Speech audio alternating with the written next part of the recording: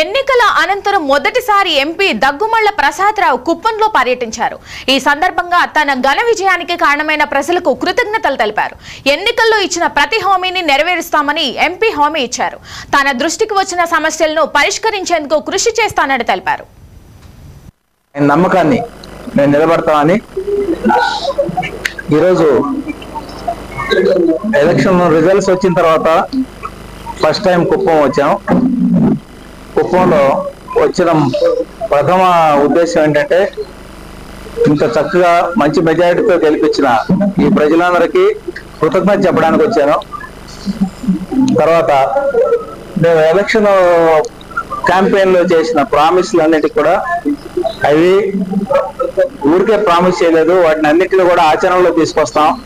దానికి కాను మేము చేస్తున్న ప్రయత్నాలు ఏంటని చెప్పి అందరికీ ఎక్స్ప్లెయిన్ చేశాం. సో ఇక్కడ రెస్పాన్స్ చాలా బాగుంది. చంద్రబాబు నాయుడు గారిని చాలా కృతజ్ఞత చెప్పాల్సిన అవసరం ఉంది. అది ఎలక్షన్ ముందు మమ్మల్ని ఎంత సపోర్ట్ చేశారో మీ అందరికీ తెలుసు. ఒక కొత్త వ్యక్తి ఇక్కడ సీట్ ఇవ్వడమే కాకుండా బాగా సపోర్ట్ చేసి గెలుపుకి కారణమయ్యారు. అలాగే ఇప్పుడు సీఎం అయిన తర్వాత సీఎం గారు ఏ విధమైన లీడర్షిప్ లో ఉంటుందో దానిలో ఎంపీస్ కూడా అవకాశం కల్పించి మాట్లాడటానికి అవకాశం కల్పిస్తున్నారు. సో ఎంత చూస్తుంటే సీఎం గారు ఎంత బ్రాడ్ గా ఆలోచిస్తున్నారు.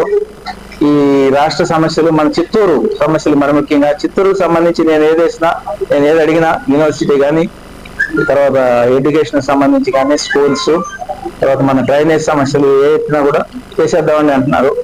నేను కూడా నా ఎంపీ ల్యాడ్స్ కి సంబంధించినవన్నీ ఈ చిన్న చిన్న సమస్యలను దానిలో నుంచి తీరుస్తాం. ఇంకేదైనా ఈ దాటి వెళ్ళిపోతే సీఎం గారి దృష్టికి తీసుకెళ్తాం, తర్వాత కన్సర్న్ మినిస్టర్ దృష్టికి తీసుకెళ్తాం.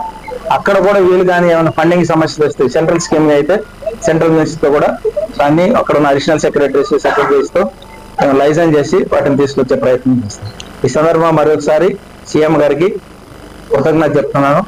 సో ఆయన ఇచ్చిన ఈ అవకాశాన్ని మేము ఖచ్చితంగా వినియోగించుకొని ఆయన నమ్మకాన్ని మేము నిలబడతామని మేమందరం కూడా హామీ ఇస్తాం.